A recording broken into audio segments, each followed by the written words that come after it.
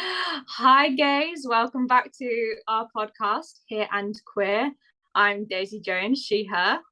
And I am Harry Law. I didn't say my name very clearly there, did I? I'm Harry. Hi. It's all right. They hear me. And we have another lovely guest today. It's Charles. Introduce yourself. Thank you. A seasoned queen never introduces herself. Oh, wow. Seasoned. Come on, I'm Harry. young. I'm young and thin, just like both of you. I'm Charles Quittner. I love it. Thank you. Charles Quittner, he, they, as of this morning, no longer an MA directing student at Mountain View. Oh my goodness, this morning. Well, yeah, I That's- did my dissertation. That's crazy. Do you have a graduation ceremony? Yeah, it's going to be in November. Exciting. That's very So- exciting. Charles is with us today to talk about this week's topic, which is what constitutes real LGBTQ plus representation? Real LGBTQ plus representation. Charles, give us a rundown. Initial thoughts? Oh my gosh. Two things comes to mind. One, my most loathed performance in the theater, or like top three. Andrew Garfield and Marianne Elliott's Angels in America. Really? Yeah, I hated Controversial. him so That's a much. take. Flames on the side of my face. Yeah, so I did what a a reference. plastic performance that wasn't grounded in any sort of reality. There was no listening. It was just one note. He would just scream, and then the audience would laugh, and then scream some more. And it was so shrill and bad. And I was just thinking about the critics who were like raving about this performance and his really stupid press tour for it, where he was like, I'm like a gay man, except I don't have sex with men, which is fine. I would love to get to a world where we could all play every role, but not until... Absolutely. Right. We can't get to that point until there's like equity between everyone and everyone's actually getting the same opportunities and the same chances. Yeah. We can't be in a world where anyone can play anyone until that happens. So, I've thought about this with a few film critic friends of mine. But yeah, it's like, sure, a straight person, like there's been plenty of great straight actors who have played wonderful portrayals of gay actors. But I just think about the complete inauthenticity in Angels in America. I think about how that was produced, and like in all of the interviews, Marianne Elliott was like, when I was told I was going to do Angels in America, my first thought was Andrew Garfield needs to play Pryor Walter. And I was like, then you probably shouldn't be directing Angels in America. If that's like number one, then maybe don't. Like you could like kind of like conceive, well, I mean, Marianne Elliott is famously allergic to authenticity. Oops, did I say that on the air? But, yeah, no, so like she could have like it was just very much the wrong thing to say. Tony Kushner also chimed in affirming this decision too. But like at the end of the day, the performance was really bad to me. It doesn't matter because he won every single award there was. But yeah, like I think maybe as we move towards like I don't know, someday there might actually be a gay movie star that like studios actually put money behind, that like regardless of like international markets like cutting them out, still could carry a movie, like Ben Whishaw, Luke Evans, Billy Eichner about to be the first American gay male movie star, which like people might come for me for that, but yeah, no, this is the first time a studio is ever banking on an openly gay actor to lead a romantic comedy. Absolutely. As a gay man, which is big. Definitely. Do you think there's, I don't know, you hear about fewer like gay men playing straight in romantic comedies? I think it happens a lot in the theatre, obviously, because there is quite a huge queer community. But in terms of film and TV, there's rarely makes news when a gay person's playing a straight person, which is interesting. But then as soon as a straight person's playing someone gay, it's like, right, let's everyone praise them and say what an amazing job they did, even if their performance isn't that authentic or isn't that commendable. I think there's a massive discourse around it. So my favorite example of that, sorry if I'm interrupting. No, go. Elevance kick. My favorite example of that is the year after Andrew Garfield won for playing Prior Walter, who I just mentioned as one of the only bankable like producers putting them in a movie to like make money, movie stars. Ben Whishaw was in Ivo Van Hova's The Crucible playing Ultimate Daddy John Proctor. Yes. And he put on the drag. He was tough. He was firm. He was absolutely manic heterosexual. And no Tony nomination. And this was after Andrew Garfield was lauded for Prior Walter. So double standard is real. It is. It exists so prevalently. It is such a strange thing. And when I was thinking one more thing before I close the book on Ben Whishaw, one of the greatest actors of our time.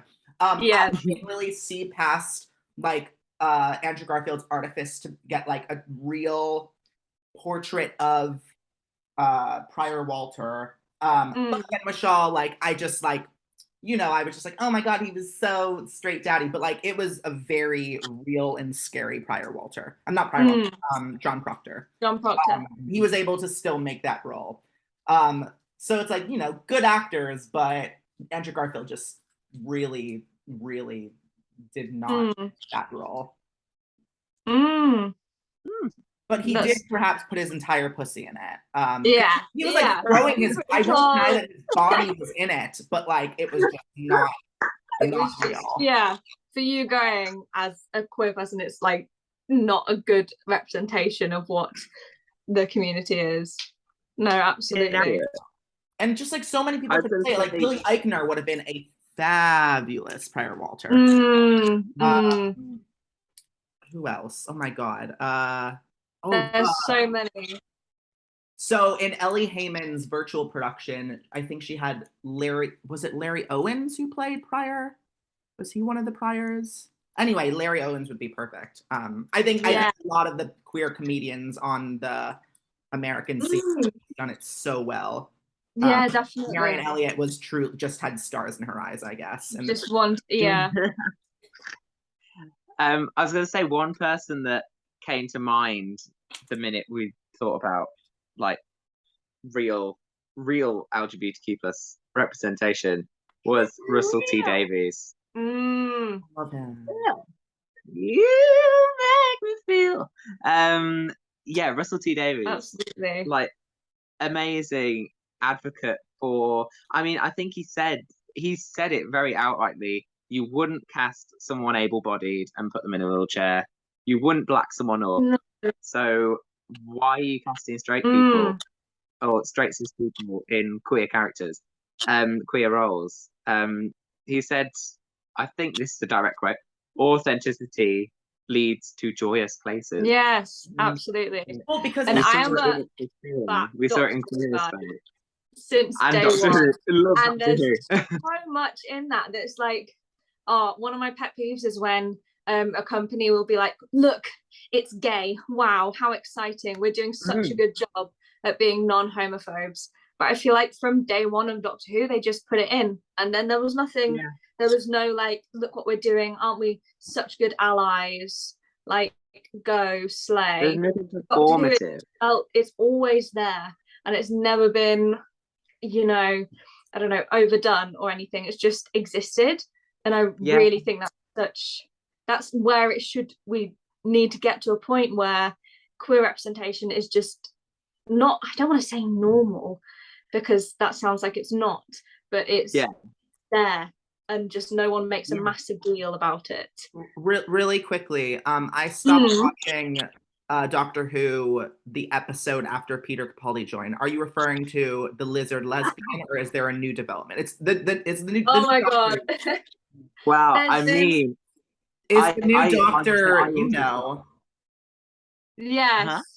Well, this is the thing that it's been through a lot of it. Like Captain Jack Harkness, John Barrowman's character, is very queer, will get with anyone. There's so many different things. The lizard lesbians are one of my favorite storylines ever. Just wonderful. And I mean, then Doctor Who is now a lesbian, right? Correct. At the moment. Yeah. Like, who's a lesbian? Well, Doctor Who is, yeah. Doctor Who, the Doctor at the moment, and the companion Naz. Jodie Cromer is Jodie Whittaker, I don't believe she is queer, but the Doctor as a character is in love with her companion. Right? Yeah. And I'm almost willing to forgive it more. Sorry, I thought it was no. So I don't know. The UK is kind of way better in terms of gay representation than American things. I mean, like America, like the TV shows that are being created on like niche streaming services, and like there is some incredible gay entertainment happening in America. Yes. It's film in the mainstream, because like at the end of the day, like the mainstream, you know, it's for the mainstream. Like, so yeah, every single gay thing kind of has to like introduce themselves and like do a lot of explaining. Even Fire Island, which I loved. But I feel like the beginning of Fire Island, like the narration device was pretty much like kind of like smoothing the audience up, but then like when it gets into it, it really gets into it. Have y'all seen Fire Island yet? Yeah.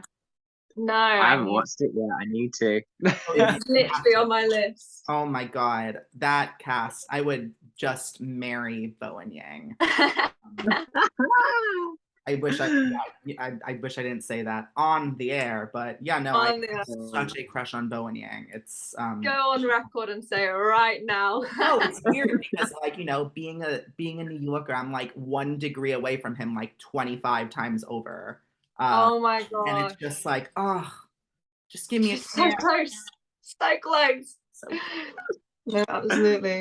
But he's never responded to a Grindr message of mine, so it's no. Listen, respond. You're gonna if you're listening. I don't know. I don't think it's happening, y'all.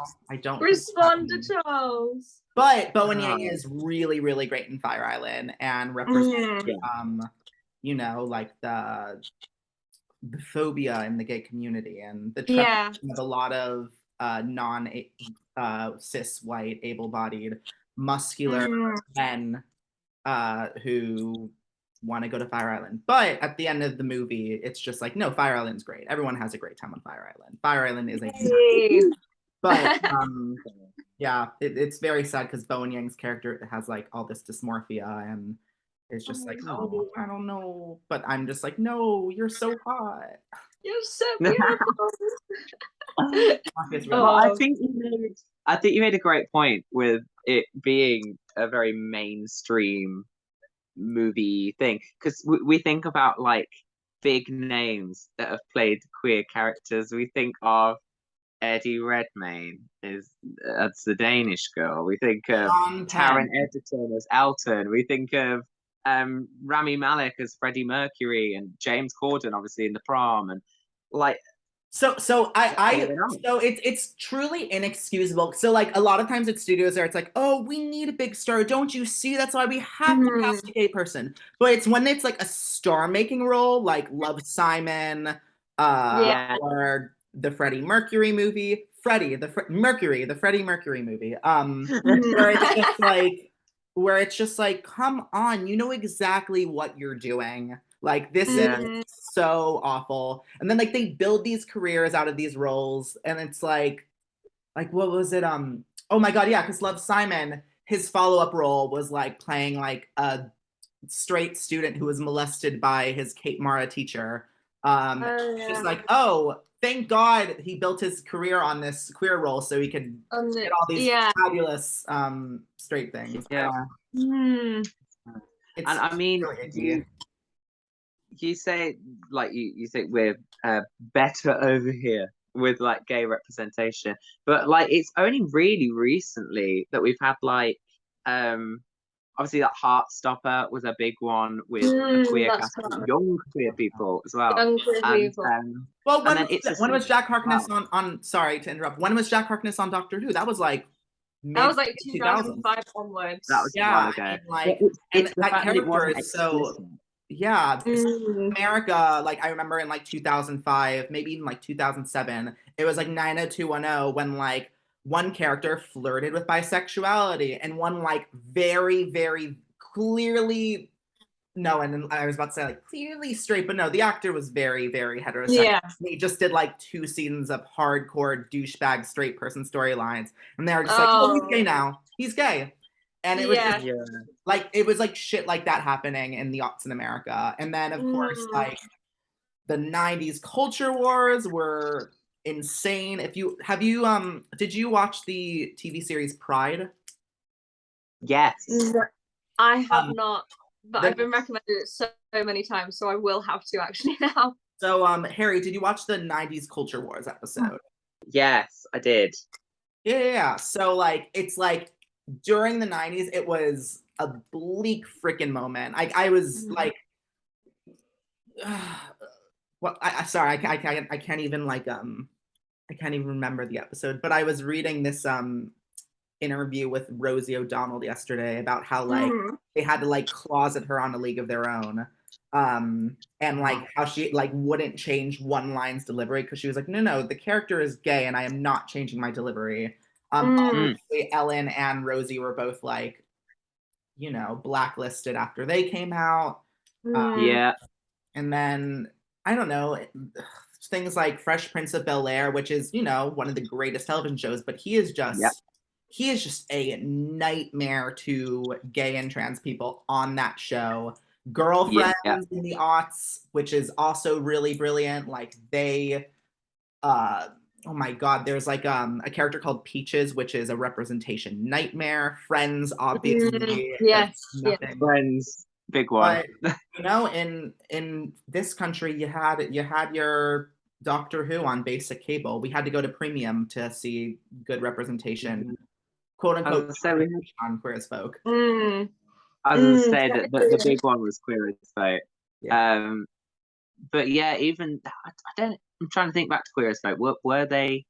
I wouldn't know. Queer as Folk. Well, no. So one of my favorite actors to work with, Randy Harrison, was on it, and he was he's gay. I think three of the main cast were gay. The rest were straight. Which is so cool. The 2 main roles were straight. But it doesn't matter anymore because they just rebooted Queer as Folk, and it is so juicy and queer and trashy and everything. Oh, it's so good and sexy. Oh my god, that kiss in the end. I'm not gonna say any more on it, but that's good right there. Right, to be as trashy as you could ever please. Oh, amazing. I don't know if either of you seen it, but I watch it often with my like younger brothers, Brooklyn Nine-Nine, and in that there's the storyline of their captain being an openly gay captain, and they talk about like the struggles that he faced. And then later on in the episodes, Rosa Diaz, which is one of the characters, comes out as bisexual.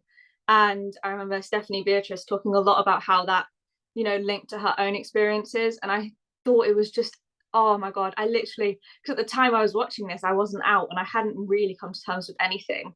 So it was just such a moment of like, oh my god, like that's, you can do, I don't know how to explain it, but it was so lovely to see an actual queer person portray someone on screen who had almost the same experiences as them, and how like all their sort of found family rallied around them. And it was genuinely, I just sat there crying every time I watched the episode. I'm like, I'm in tears. Sounds like a authenticity leads us to joyous places. Yes, it was just such a beautiful moment to see. And then there's a beautiful moment between the queer captain and her, where they share that moment of like, every time someone comes forward and says who they are and who they're going to be, the world becomes a better place. And I can't get through the episode without just crying, because I do believe that. And I do believe the more people are comfortable and the more people are able to come out and then portray these roles and actually represent our community, I think the more open we'll all become. It also comes with empowering more queer writers and directors. Yes. You know, that's, you know, nothing as soupy as a straight point of view on a gay story. Exactly. But which is why It's a Sin was perfect in every way, because it's Russell T Davies writing it as a gay man who experienced it. Yeah. So what I love about that is, like, so in my dissertation I talk about these rehearsal rooms and theater making processes as being a space to gather. And a lot of times in like mainstream Hollywood films, surprise, most of the people in the room are straight. So it's like the people that have in mind for the roles are straight, so they could all, I don't know, do what straight entertainers do. But It's a Sin, it seemed like a very queer driven space, like inside out. Yeah. So like there was an air of authenticity in that show that like I feel like is missing from most mainstream things. But once again, like that was a British production. Veneno also came out that year. Veneno is glorious. That's, I think, one of the greatest television shows ever made. And that was also, I mean, that was European. I think that was even lauded by, I think, the president or vice president of Spain. Did y'all watch Veneno? No.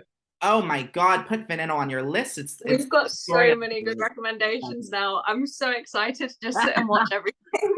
So another one that I'll throw out there. What? I was going to say another one that I'll throw out there, which was one from the States, Pose. Pose was just fantastic. Pose is fantastic. Pose is also cheese, and it does a lot of like inspiration. I think Pose is at its best when it like goes on its own fantasy. Like I love Pose is like Girls, in that the two best episodes, they go to the beach house. Every television show should have a beach house episode. That episode is just requesting it now. Yeah, that episode. Does anyone want to talk about the beach house episode of Pose? I could talk about every episode of Pose all day, because I've watched them all about 1,000 times. But again, I think it's that air of authenticity, because they were Black trans characters played by Black trans performers, written by both by the team was led by Ryan Murphy, but Janet Mock and Ryan Murphy. She gets more power as the show goes on, and Janet Mock is such a force of awesomeness. But yeah, I mean, like, I put Veneno. I don't want to put two trans shows against each other, but Veneno is just it's one of the greatest shows. It's about, I was about to say it was about, it's like about the most famous transsexual in Spain's history, and it follows her from when she was, you know, bullied and closeted, to her meteoric rise, and then her living in like, you know, not squalor, but a life of withdrawal, and then a beautiful and hungry young journalist writes a book about her, and that there's a story that parallels like runs up against it. It's kind of like a Julie and Julia situation, Spanish and trans, and it's great. That sounds beautiful. It's on the list. It's on the list. It also like embraces theatricality. Like it's, the lens is just so cool. But in terms of like lens, Charles, and creators to watch, what? I said, speaking of a cool lens, you have a very cool lens on the world, and I believe you are directing a play. I am. Do you want to throw it out there whilst we're here? Yeah. So I'm making my London postgraduate theatrical debut with all the roles, which is going up at the Glory August 2nd through the 9th. I'm gonna email all the students about it in the next couple of days. But yeah, it's about neurodivergent 11-year-old Australian girl named Audrey, who just loves horses. Horses is her world. She knows every line to the movie Spirit, and Amazing. the girls at school bully her, and it's very sad. But the play is very funny and very hopeful. And then she tries to steal a police horse, leading to this interdimensional adventure. And it's starring Mountain View's very own Georgia Stoller. Oh, amazing. Designed by Lily Fuller, who and it's starring East London drag legend Kazillion, and then Freddie Love, who is an operatic drag king. Oh, wow. Has toured the world and is now playing a role in this. And then Dairy King, who I mentioned in the beginning. Yes. Oh, that sounds amazing. Yes. So Rachel Blackwire, German extraordinaire, German MD extraordinaire, who just completed the course last year. So it's very Mount View centric. T.S. Volker. So it's going to be good. Oh no, it's going to be great. Like this cast, it's happening at the Glory, which is my favorite queer bar in all of London. And if you haven't been to the Glory, well, now's gonna be your time. To live in the city and to never have gone to the Glory is frankly embarrassing, and you should put yourself right with all the fraudulent horse girls. Great advert, love it. Thanks. So I suppose we should wrap up. So what does constitute real LGBTQ plus representation? Charles, any last thoughts? So real, what a concept. Real, what's real? I was listening to Jinx Monsoon's podcast, and Cola Scola was on it, and they were like making fun of like representation of queer figures throughout history in like mainstream programs. Just like, we're not going to turn to any of that for like quality queer entertainment for us. So for me, I like a show like Search Party, which is, oh my god, I put superlatives on everything. It's a very autistic thing to do, me being autistic. But you know, that's a show that's very much for a queer audience, by queer creators. Everybody makes money and gets a little bit of clout, and the stories are, you know, not punched down. I don't know, that's just what I want to see. Fab. I wholeheartedly agree. I think me through. I think that's a good place to leave it, people. Thank you, Charles. Thank you so much. You have been an absolute star. Charles Quittner, everybody. Woo! Woo, woo, woo, woo. We'll see you all next week. We won't see you, you'll hear us. Lucky you. I'll see you at Mimi's on Saturday. Yes. Yes. Woohoo! Tickets now, they're on Out Savvy. Along with the tickets for all the fraudulent horse girls, that's also on Out Savvy. Everybody download Out Savvy. Out Savvy, it literally tells you all of the cool events happening in the city. Yeah. It's a great app. Do it now. Do it now. Like, come on. I'm a master of directing, so you gotta do what I say.